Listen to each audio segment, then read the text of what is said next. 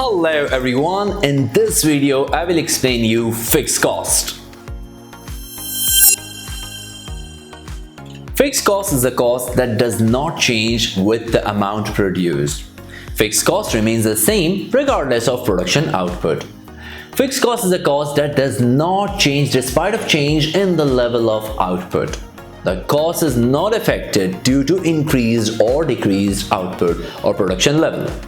For example, if I open a pizza shop, I would probably buy or rent a shop and set up a pizza making machines.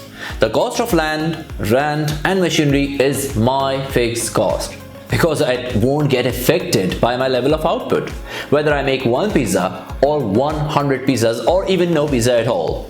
This amount has been paid or must be paid, such as rent, insurance or depreciation on machinery, whether I produce something or I don't.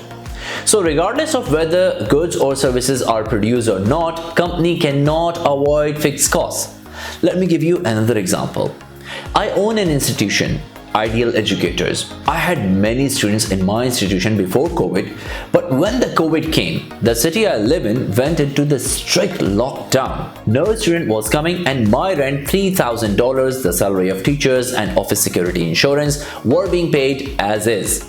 These expenses were not affected by the number of students being in or out. The same concept goes with the production side as well.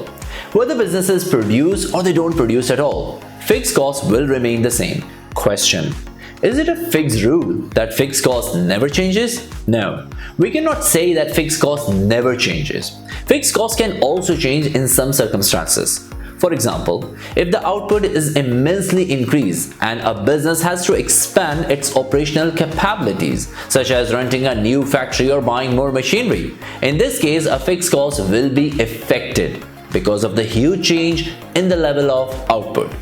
This was my definition and explanation of fixed cost. See you tomorrow.